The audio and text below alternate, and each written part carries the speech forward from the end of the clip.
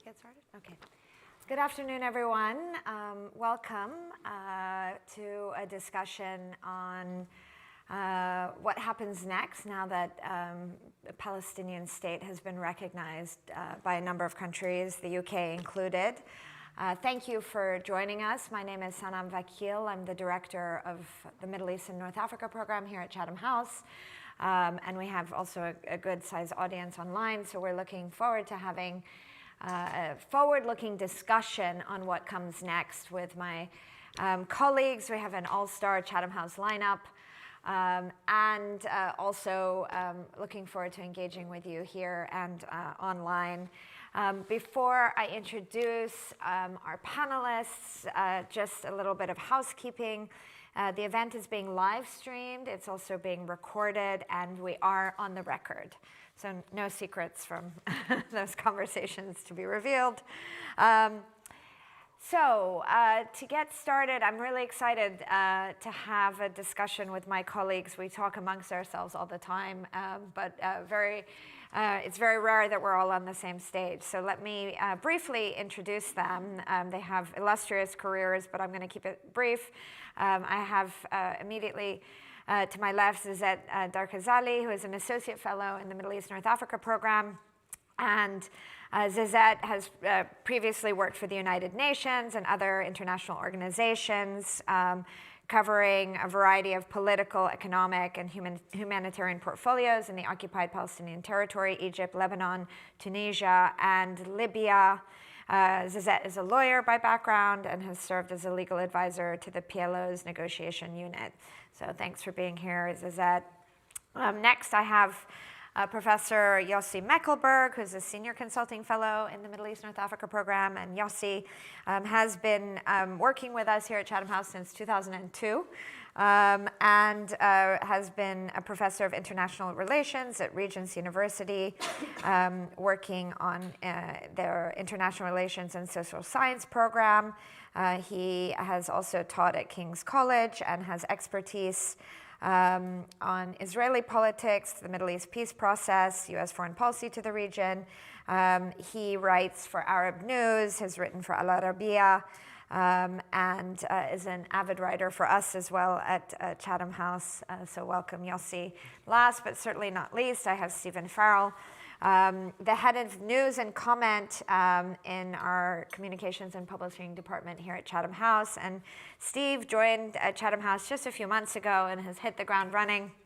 Before that, he was a foreign correspondent and video journalist for the Times of London, the New York Times, and Reuters. He's been based around the world, but also in the Middle East, South Asia, London, and New York, reporting from Kosovo during the Balkans, from Afghanistan and Pakistan, before and after 9/11, from Iraq, from Israel, the West Bank, and has written a book, Hamas, The Quest for Power, charting the group's early years in Gaza and its victory in the 2006 elections. Steve is also part of the New York Times, was part of the New York Times team that won the Overseas Press Club Award of America, and has worked on American troop surge and was on the video documentary team that won the World Press Photo Prize for coverage of New York politics. So welcome to you, Steve. There's much to talk about, and of course, just a quick scene setter. We're always trying to keep on top of everything that's happening. Obviously, it's the UN General Assembly week, and this week has seen important meetings, but the week sort of began on Sunday for much of us, expecting the United Kingdom to recognize Palestinian statehood alongside Canada, Australia, and Portugal later the day. France kicked off with Macron's speech and an ovation at the UN on Monday. And this, of course, has implications which we hope to discuss. At UNGA, we've seen speeches by the Palestinian President Mahmoud Abbas. Tomorrow, Prime Minister Netanyahu will be speaking, and of course, President Trump has been engaged in meetings with Arab and Muslim ministers from various countries around the world, and all the while the Israeli military campaign that, of course, is devastating, is ongoing in Gaza City, placing huge stress on the population. There is a Gaza aid flotilla moving towards Gaza. And last but certainly not least, we're very much concerned about events and activities on the West Bank side, where tensions are high and people are under enormous pressure, and there's uncertainty, of course, over the issue of annexation. So that hovers in the forefront of everything as well. So maybe to kick us off, just a sort of a light one. I'd love to hear all of your brief reflections on the recognition of Palestinian statehood. Maybe to start with you, Zizat, does this change and impact the diplomatic landscape? What are your thoughts? A light one. Look, you well portrayed the outline, the context of where this is happening, within which this is happening, which is an unparalleled tragedy for the Palestinians. So this recognition comes as a boost for acknowledging reaffirmation of the Palestinians' right to self-determination. Now, will it stop the loss of Palestinians' lives, limbs, and lands immediately? No, it won't. But nevertheless, it is an important step that can be definitely built on and taken forward. In terms of change, I mean, we can elaborate later on what changes that might make, but at the moment, it is an important step. It's a step in the right direction, but there's lots to be done. It needs to be accompanied with concrete actions as well. Thank you. And I want to come back to you and actually hear your thoughts on what you're hearing. I mean, obviously, the Palestinian community is by no means homogenous, and there are divergent opinions about the impact or importance of this moment. So keep that in the back of your mind, alongside the bigger picture, the forward-looking next steps. How do we translate this into changes on the ground? But Yossi, briefly over to you. How do you see recognition from a number of these big European and global players? Does this impact diplomacy? Does this impact the landscape in Israel at all? Yeah, thank you. I think if I had my priorities, ceasefires will come first, because the only thing that can stop, the killing, the destruction, the devastation, is a ceasefire. And it's good that there are diplomatic efforts to change the discourse around the Israeli-Palestinian conflict. And you get many times kind of people use symbolism and say like symbolism almost equates meaningless. No, I think it's important, because it sends a very clear message. It's not only this. It's when 145 countries in the General Assembly support the New York Declaration, and there are only a handful of countries against them, among them the United States and Israel. Very few abstain. So there is kind of a recognition in the international community the way forward is a two-state solution. And in order to advance the two-state solution, it's not anymore conditional for Palestine to be recognized as a state, that basically that they almost cave into all the demands in negotiation, but the Palestinian state, as far as these countries are concerned, exists, and it's recognized. So I think this is important.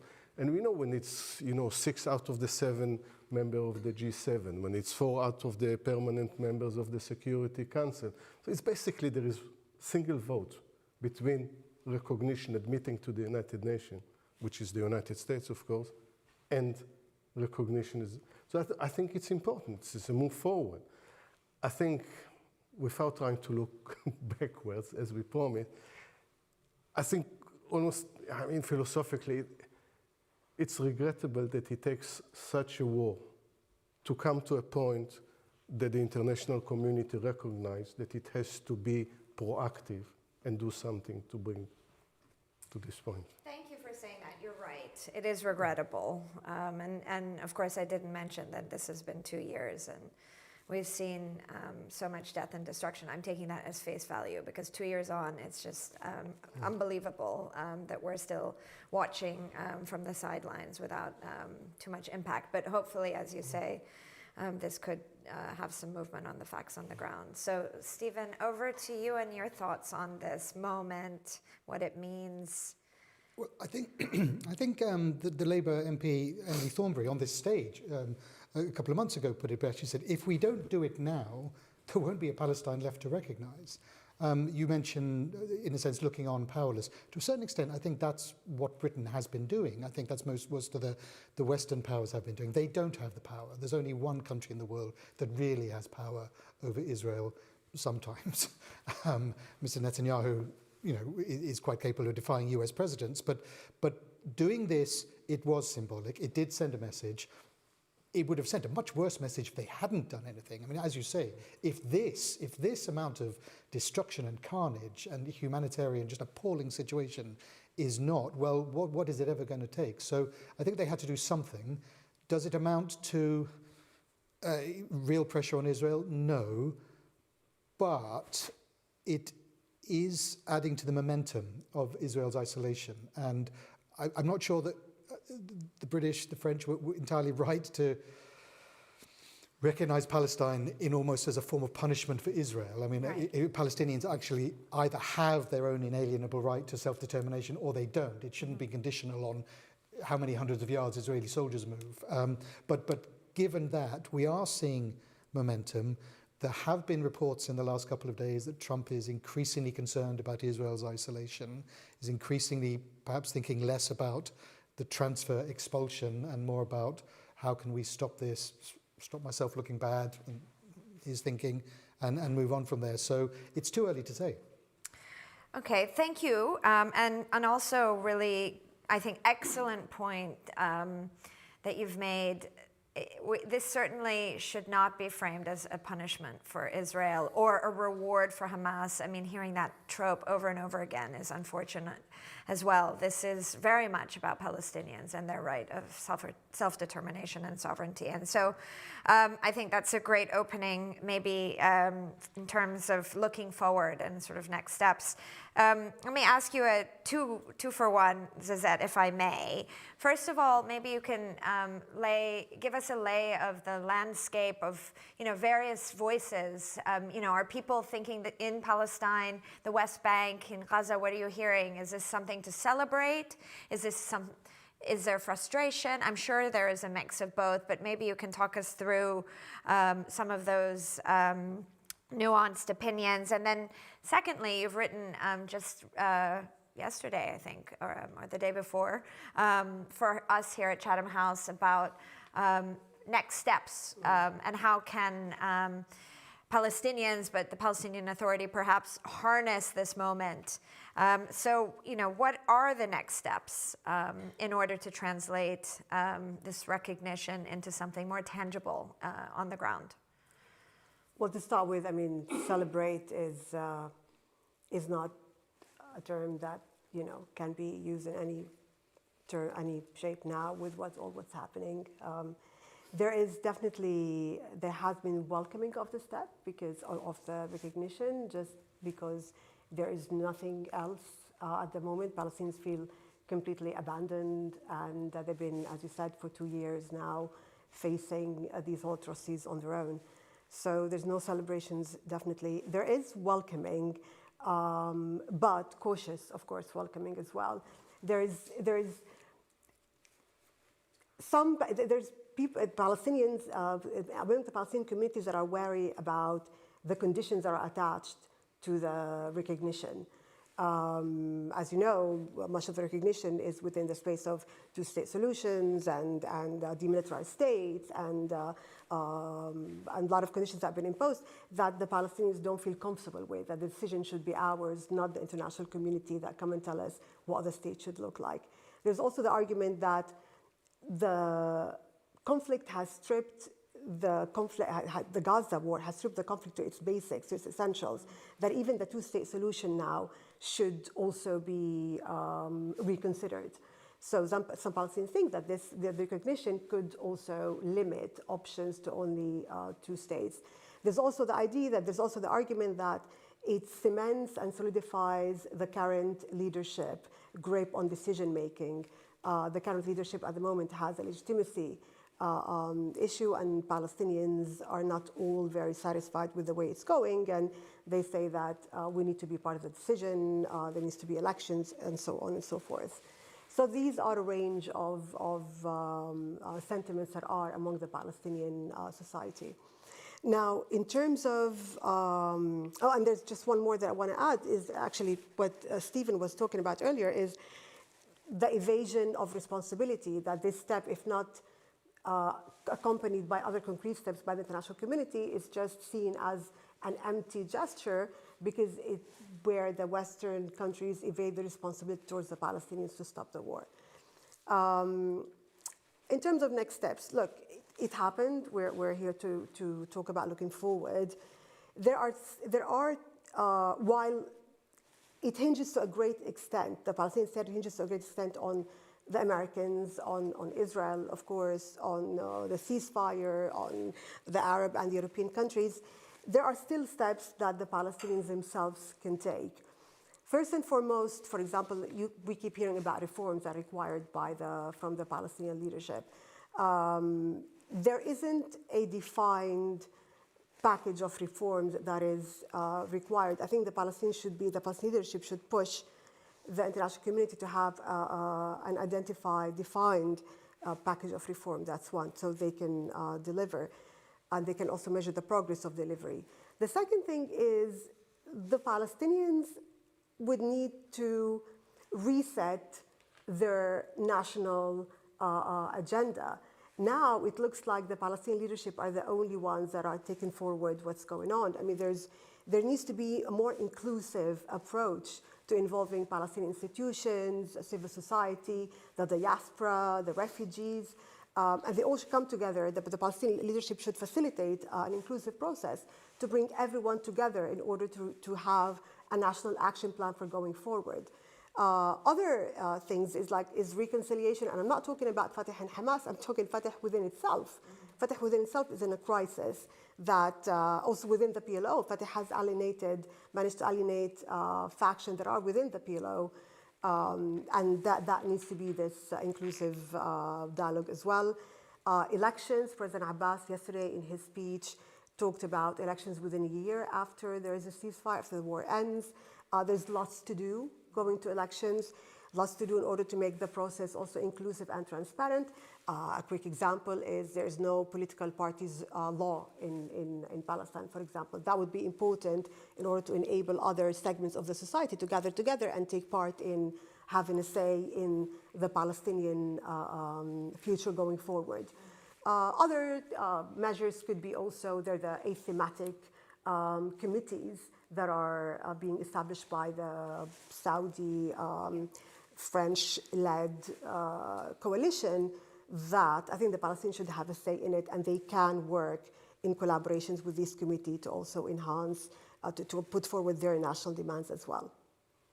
Thank you. There's a lot to pick up on, and I would love to drill down on a few things, including the issue of demilitarization, the issue of elections. But just quickly, I'm going to come back to you on those issues.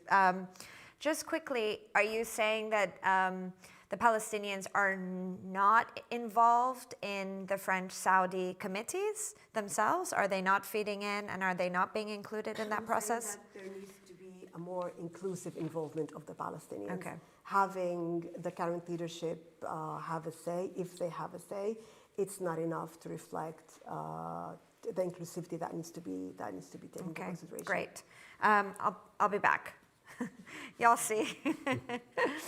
Over to you. I'm really keen to hear. We saw obviously in the news, on social media, responses from not just Prime Minister Netanyahu, but from potential opposition leaders within Israel to recognition. And I'm curious if you could, first of all, tell everyone what you saw and were you surprised? But secondly, I've read that Netanyahu is going to hold back his response until after he sees what I think Mark Rutte called daddy. So after he sees Trump, what are you anticipating the response would be? And this goes to the point that Steve made. The fact that the Palestinians have to be further punished for this recognition surely is troubling. Yeah, the idea that they haven't punished enough. Yeah. There is need to add to this further. I promise myself not to be surprised by anything anymore. So Okay. I won't be surprised. It's very difficult almost to explain outside Israel that the Israelis are still in October 7, 2023. Mentally, they are there. While all the world moved, it's not that anyone wants to forget and to excuse anything that happened there.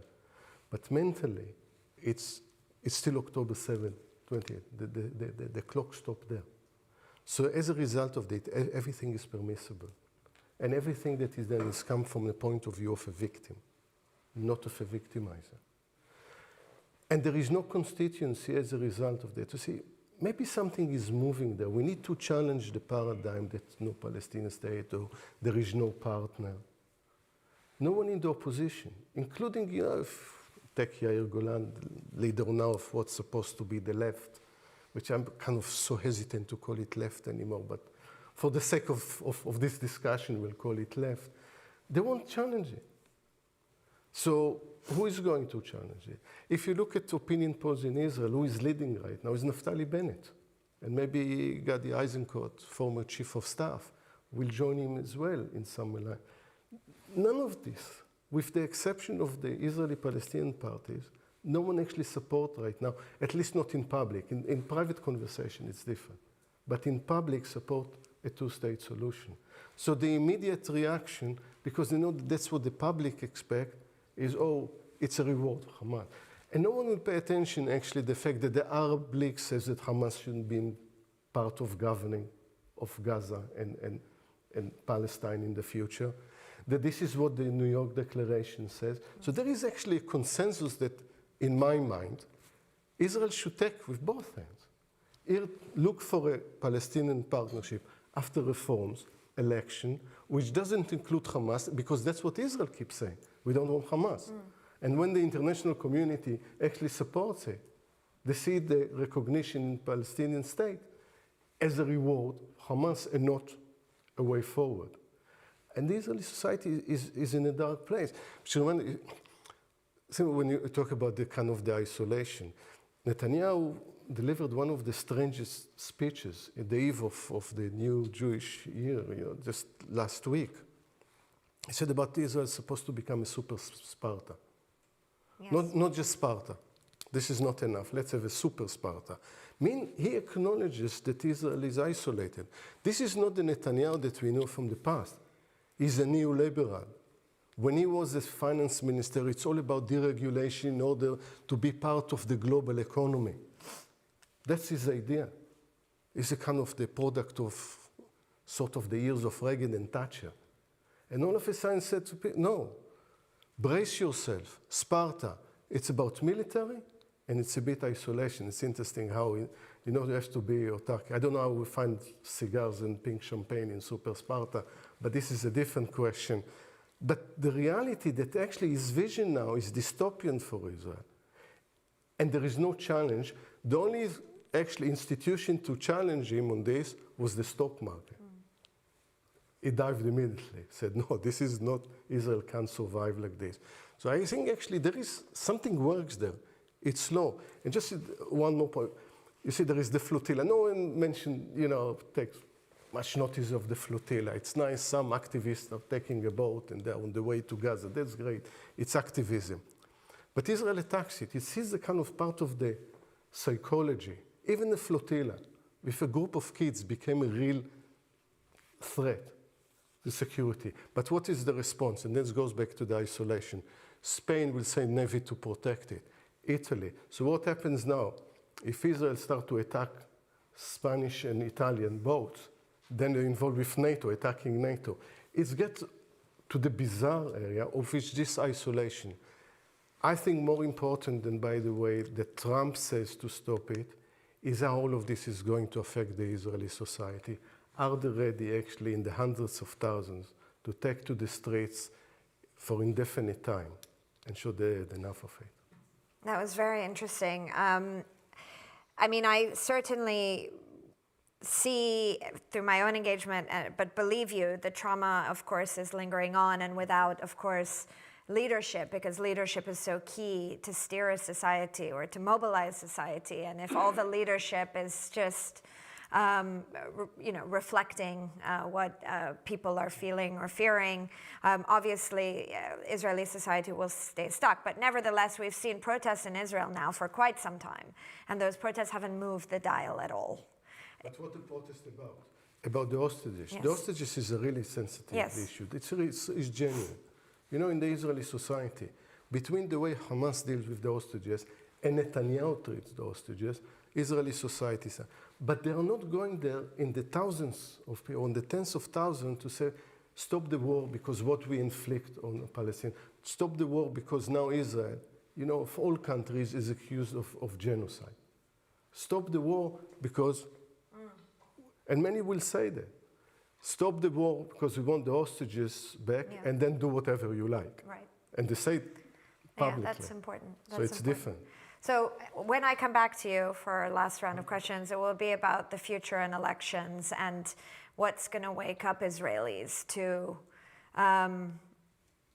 that future, including, I've read there's a reservist party there, people mobilizing on the ground, but, certainly Netanyahu has his ambitions, and I guess this election is coming sooner than we might anticipate.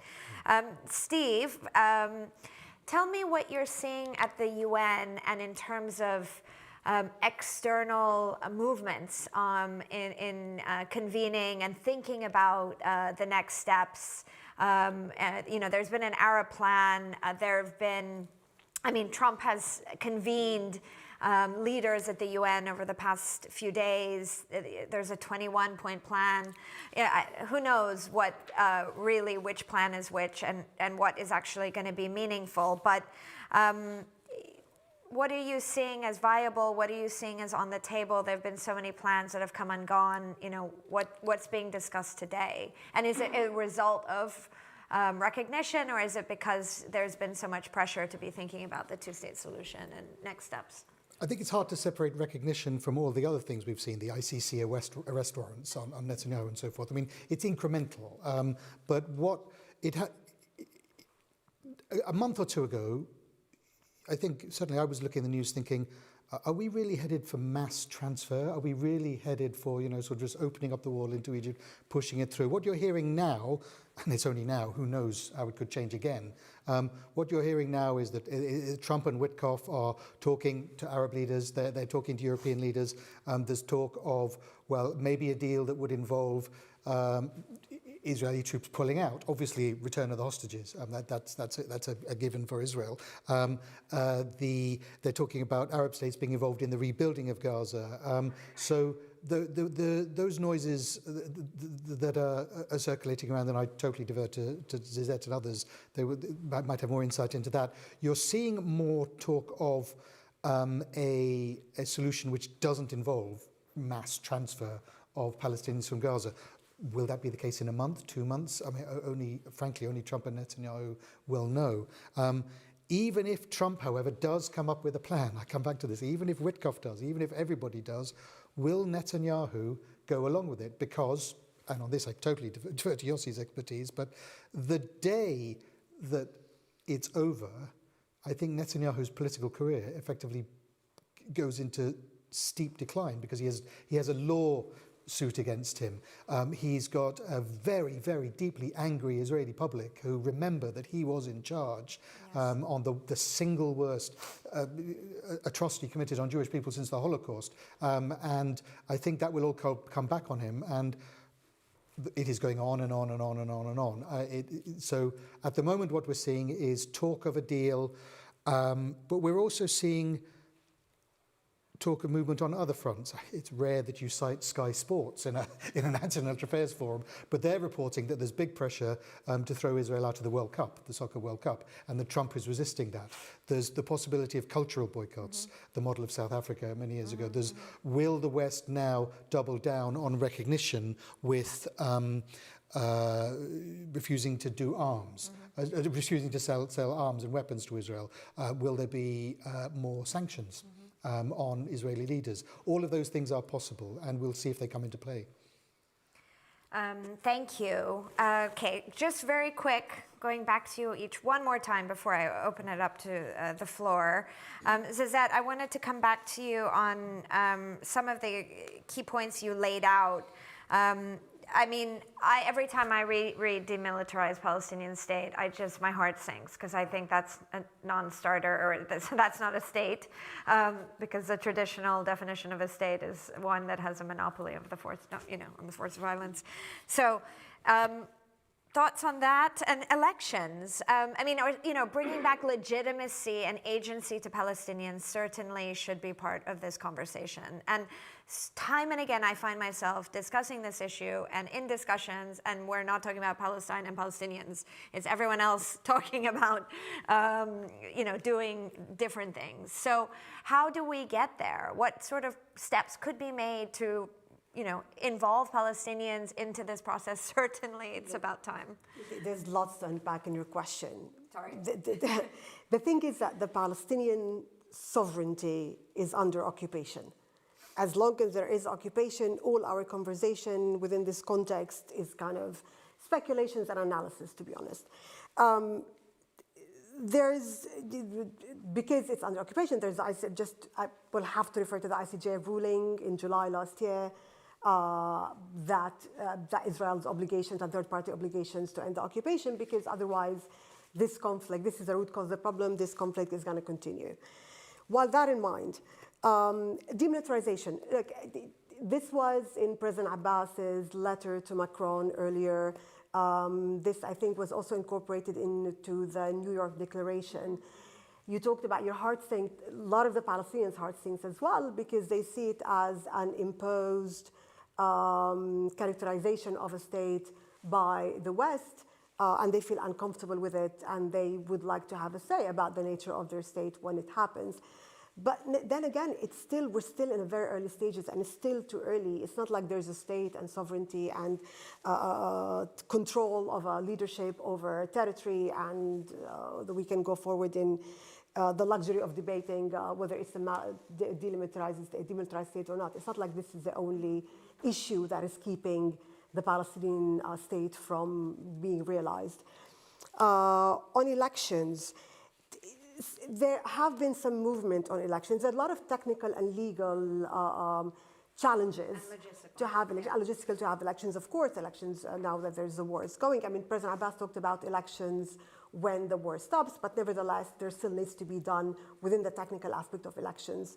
There are some movements on issuing laws, and there's a constitutional committee that is also meeting. The only thing I would say here that it needs to be a more transparent and inclusive process for that to go forward.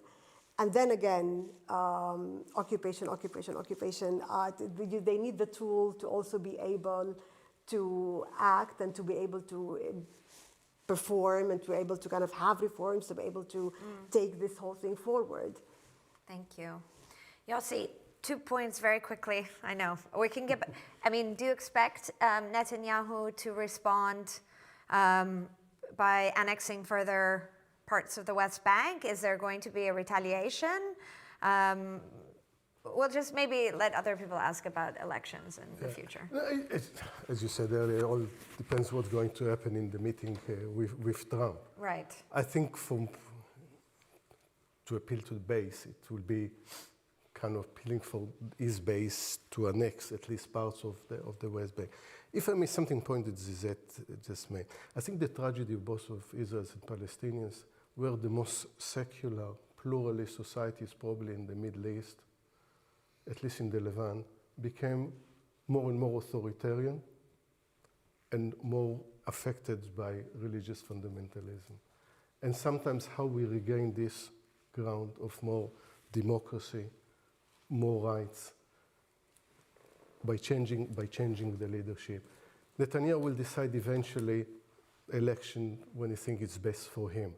He's in the middle of a coalition crisis. He doesn't have a majority in coalition right now because the ultra-Orthodox left. It has to do with drafting ultra-Orthodox into the military.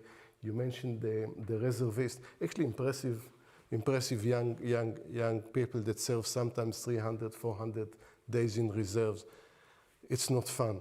You know, we always look at it, and rightly so, what these soldiers are doing and what they inflict. But many of them are traumatized, suffering PTSDs, you know, many injured. You need alternative to these soldiers. The ultra-Orthodox don't want to serve.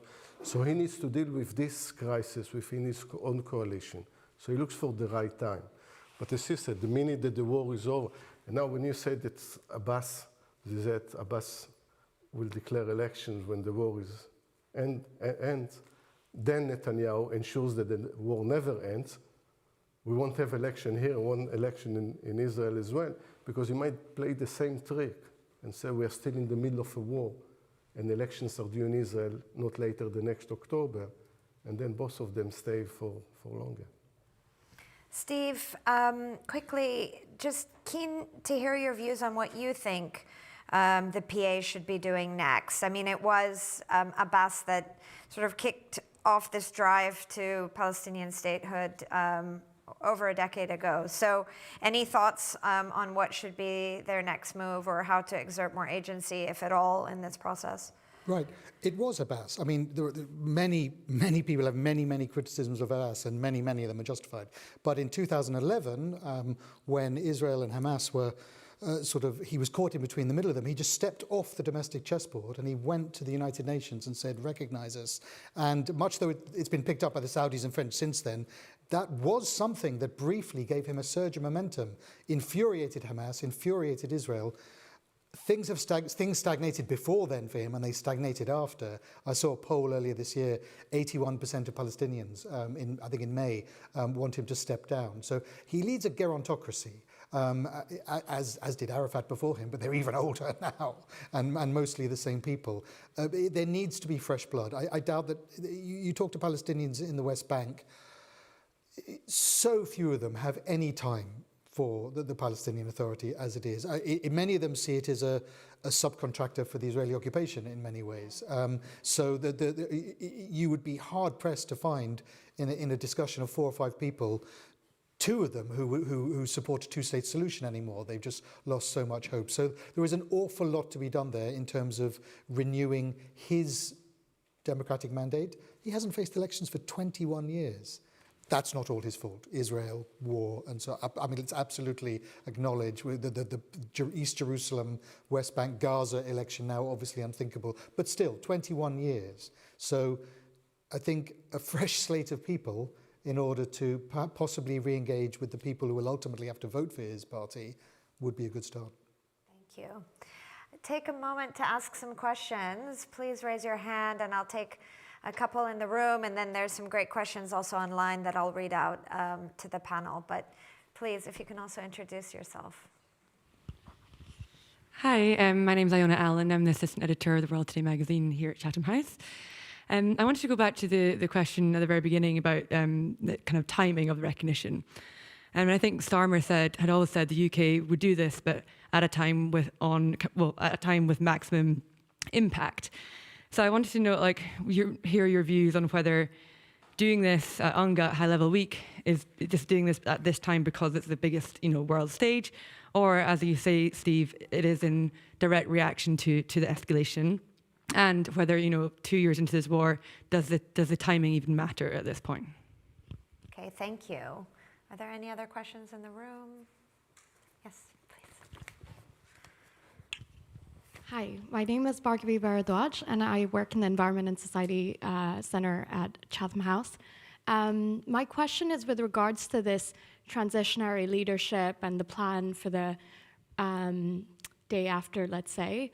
Yeah, I take your point on, sort of this need for new blood, but I was wondering, at this point, given how much the Palestinians have sort of faced in the last 2 years, and even prior to that with the occupation, I wonder if there is sort of this almost like a reaction to have consistency and to have people that have sort of stood their ground with experience and that leadership that's been built trust over the years, or the lack of. But is there a viable sort of candidate that you think of when you think of new leadership in Palestine, or is this sort of a hope for later down the line that can, receive the necessary consensus for a Palestinian state? Thank you. I'm going to read one online as well that I think is very good. Where did I put it? Sorry, just bear with me. Okay, Vadim Atnash asks, in your opinion, can international sanctions, both economic and cultural, carried out by different states due to UN paralysis be effective? In the case of South African apartheid, the sanctions eventually worked. Because of the sort of fragmentation of the international order, the challenges at the UN, do you see that model being relevant here, or should the international community be pursuing other paths since pressure, external pressure seems to be one of the ways forward? Maybe, Steve, I can start with you and you can pick up what you'd like, the issue of timing, day after new leadership, or the South Africa model of sanctions. Right. On timing, I think there is some precedent here. In 1917, the British issued the Balfour Declaration. It was 31 years later that the Jewish homeland actually came into being. So I wouldn't hold your breath. But I do think that picking UNGA, picking the world stage, and getting Canada and Australia and France all coming together, I think that if you're going to do it, that was about as effective a way as you could do it, I think, on a big stage at a critical time. And as I say, if you hadn't, it would have sent such a massively negative sign. This is effectively never going to happen. If not now, never. On sanctions, I don't know if they'd be effective.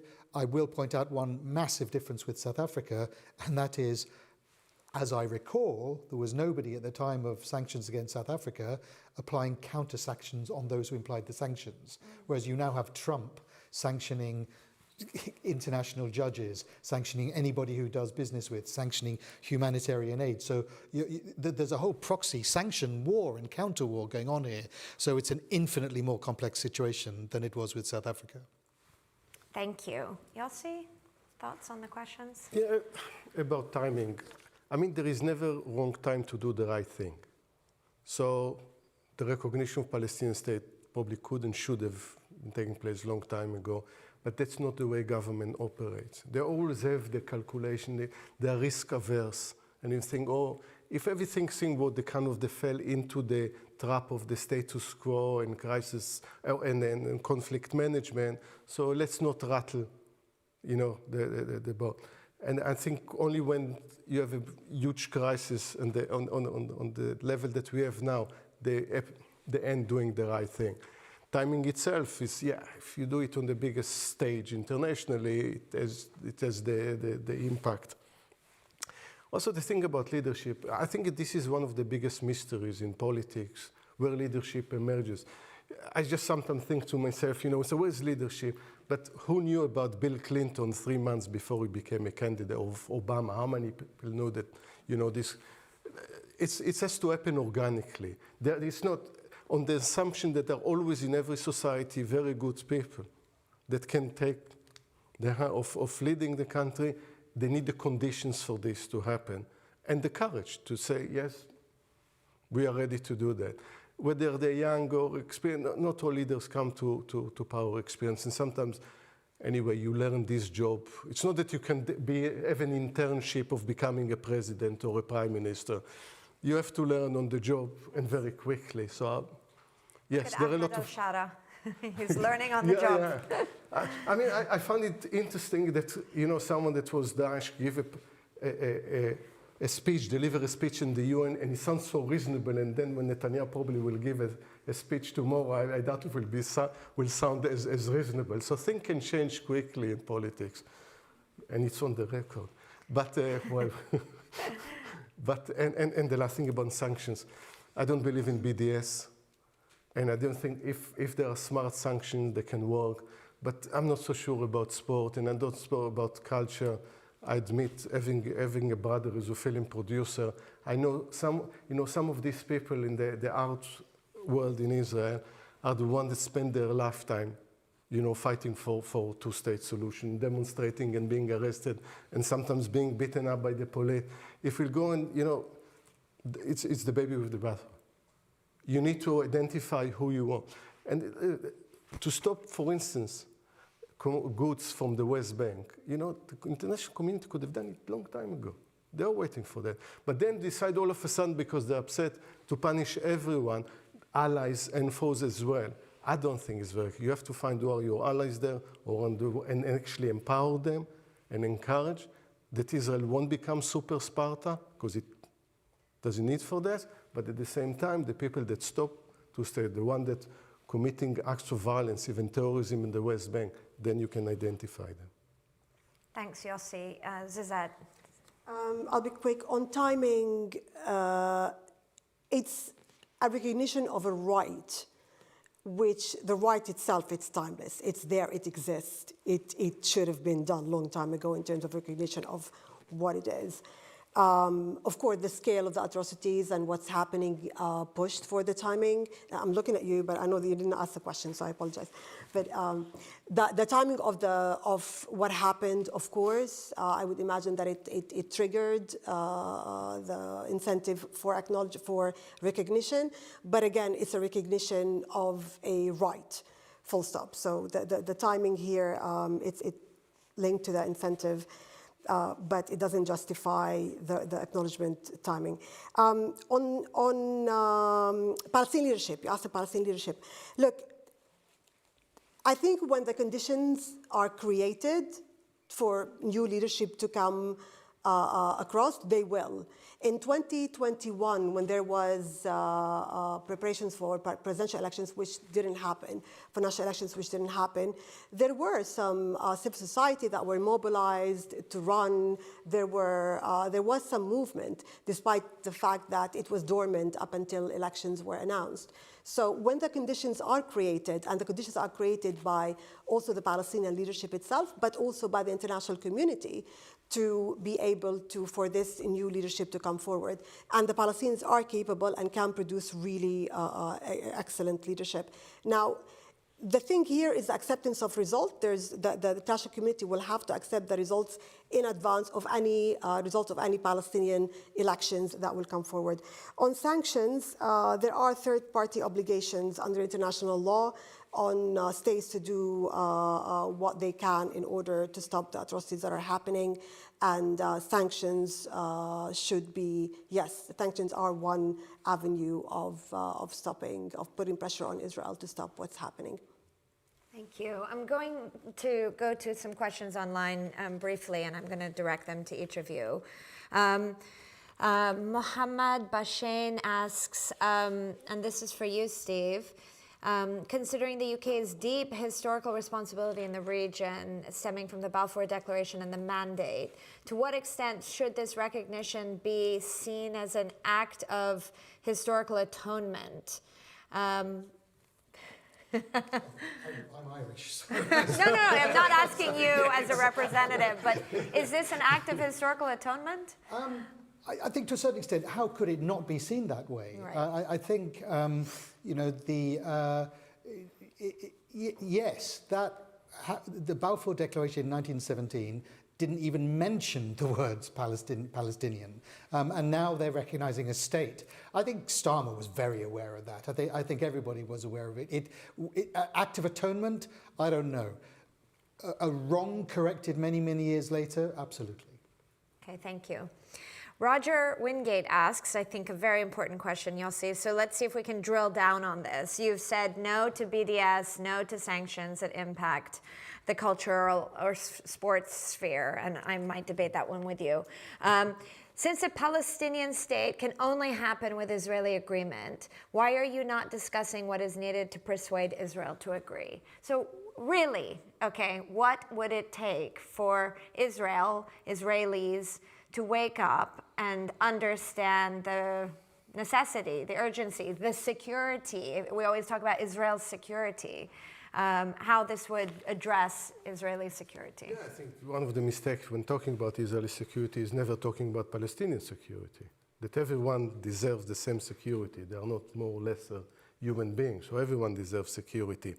But before we go to, yes, again, sometimes it's the symbolism of, I know I contradict myself because I said the symbolism is important, but here is when Germany, for instance, suspended some of the supply, well, this is meaningful. When the United States decide not to supply 2 tons bombs because they are used in civilian areas, this is meaningful. There are a lot of things to do when people like Smotrich and Ben-Gvir, I don't know if they want to visit the Netherlands or not, but they're not allowed to go and visit there. This is me. There are a lot of steps on the way before, you don't start, either 0 or 100. Between 0 and 100, there is a lot of things that can be done. Now, what takes the Israeli society, I think, when the war is over, and that's the most important thing, I'll keep saying that, when there is end of war, the hostages are back, I hope some rationality will be regained within the Israeli society, and you will be able to have a discussion which is rational. They're not, it's very emotional. Part of me understands it, and part of it contest it. But again, fine. Listen, I won't regret if there won't be a Eurovision song, an Israeli one in the Eurovision Song Contest. I don't watch it. But is this going to solve the problems in the Middle East? Is this what's going to make a change in the Israeli society? But there are other aspects that can, when it comes to weapons that are misused in certain places. When you target, for instance, as Izet said, the ICJ said the West Bank, the occupation is illegal. Settlements have to be removed. So why this is not dealt with the kind of companies that trade with the West Bank. So in all the range, there is a lot more to do. And I think eventually, if, again, the vision of Netanyahu is basically of isolation, of what does it mean to go super Sparta? It means keep fighting and being poor. This is not, Israelis love traveling abroad. You can see them everywhere. They love the standard of living that came with economic success, with the high tech, they won't fall for it. What stands between this and at least a big change is election. And this will happen between, I hope so, between now and October. But it doesn't mean that a lot of things can be done until then. Okay, so I'll come back to you and press a bit more on what will it take for Israelis then to recognize that the path ahead it's just going to be the election itself. So think about that. But I have more questions coming. And Zizet, for you, where did that question go? Bear with me, sorry. Okay. Narayan Kumar asks, and I think this is important to define, and you're a lawyer, what is the legal effect of recognition for Palestinians and for Palestine? Can you lay that out for us? Yes, that's a very good question. Look, the recognition would affect the bilateral relations between the countries that recognized, would have impact on the countries recognized and the State of Palestine. The relations between countries, between states, is different than relations between a state and an entity. So that should have some implications on that. That also on bilateral, I would imagine that it would have also bilateral relations between, it will impact bilateral relations between the countries that recognized and Israel. For example, now instead of talking about population under occupation, it's a state under occupation. So when it comes to the settlement products, for example, because settlements are in the occupied state, now in the past the occupied state, rather than only territory. So that might have implications. There's also perhaps on the dual nationals of the recognized states and those who serve in the IDF, in the Israeli army, in terms of fighting against a friendly country. Depends on domestic laws of the countries that are recognized.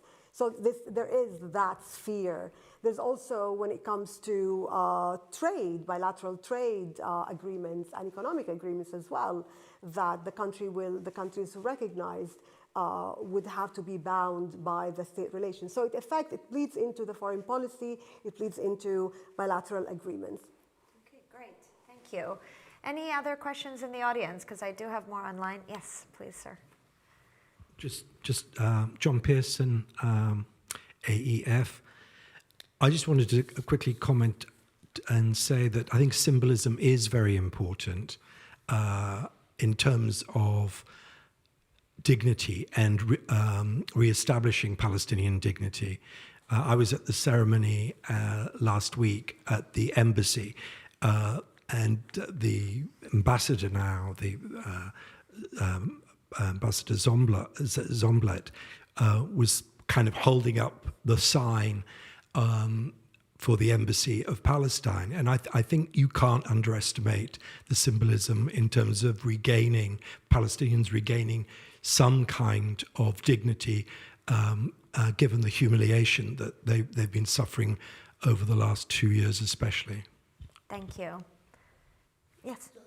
On that, I would say, I think I agree with that, because when I used to come through from Egypt into Gaza, there's a massive sign at the Rafah, I doubt it's there now, and there's a massive sign at the Rafah border saying, "Welcome to Palestine." And it was a real moment.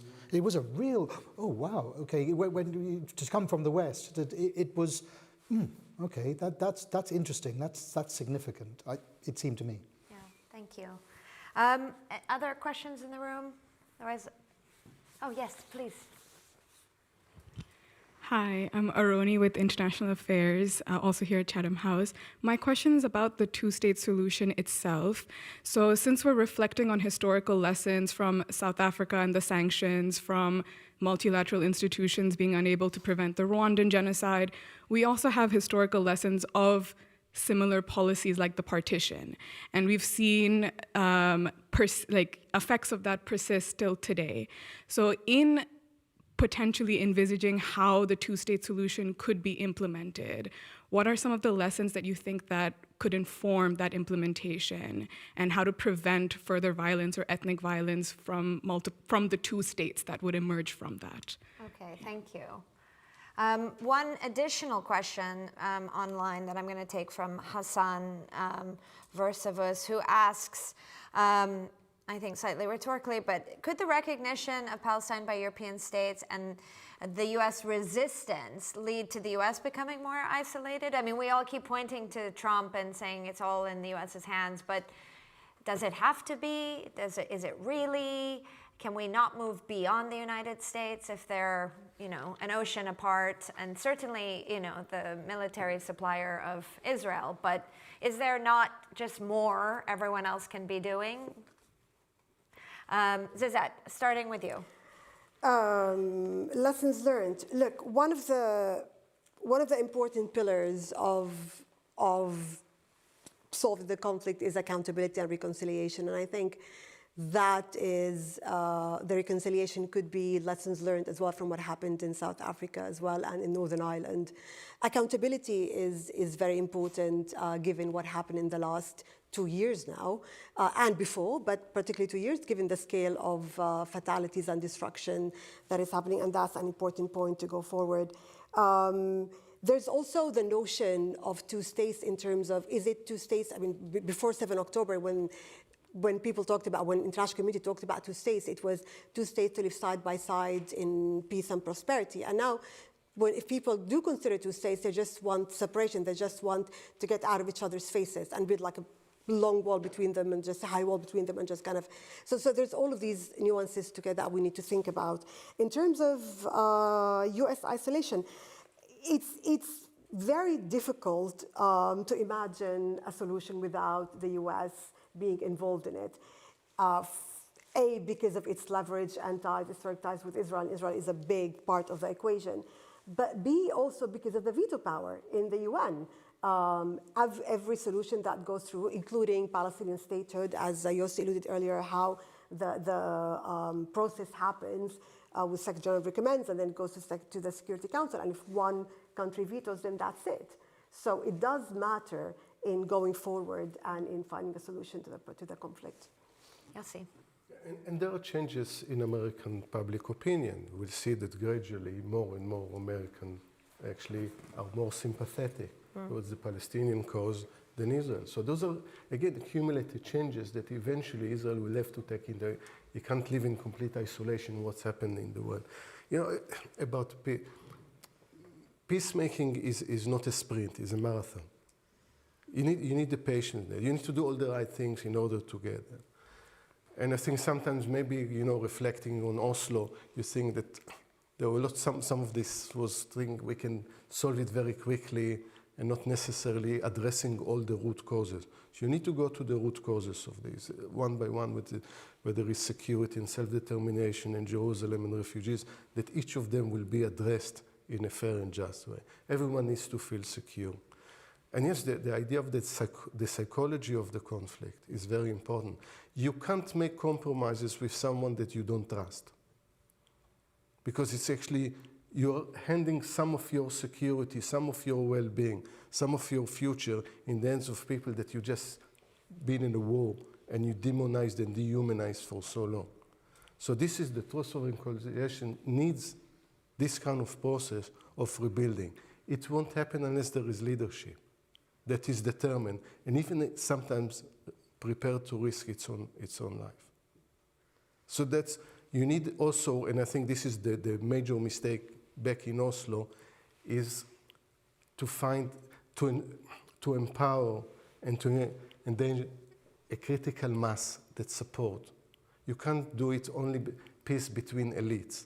You need enough people that support you in the streets, and not the opposite as happened in the case of Oslo, handing the peace process into the end of the most extreme. Okay. And for just about the United, yeah, I think the problem we look at a very special administration right now, which we don't know from minute to minute. God knows what happened in the hour that are here. What's changed in the view about everything. So we deal it from speech to speech, from meeting to meeting. But I think going back, you know, what you asked me earlier about what will change. Yes, Europe is much more influence, the region. Look, the benefit of normalization for Israel was, you know, it's been immense. Only the idea that yesterday an airplane from Dubai, there was an emergency, it landed in Riyadh, and the Israelis were so surprised that they were not arrested, and doctors came on the airplane and treated a guy with a stroke and led the airplane to continue to Tel Aviv. Israelis don't know that. They think it's all everywhere beyond the country is dangerous, beyond the border is dangerous. So it's part of educating also Israelis that not everyone is your enemy. You can't emerge from your siege mentality. Yeah, that's a good point. Thank you. Steve, last thoughts. I mean, just to pick up on what Yossi was saying, I mean, from the conversations I have with Israelis I know, on the social media, the newspapers, I think it's true to say that Israelis feel isolated. But at the moment, I think you hear an awful lot of, we are isolated. Why doesn't the rest of the world realize that we are right? How are they not getting it? How are they not getting after October the 7th? And Palestinians, well, I mean, obviously every day you see what's going on in Gaza is how does the world not see, not act? How can they do this to us? How can they give arms to Ukraine to defend itself, but not to us? So the gulf has never been wider. And I think it comes back to what Yossi said. I mean, leadership is going to be absolutely essential because that's the only way that gulf could possibly be bridged. Okay, thank you. Well, this was a fascinating conversation, one of many that we will continue having with our excellent team here. Thank you all for coming. Thank you to everybody online. And I wish you a very pleasant afternoon. Please join me in thanking the panelists.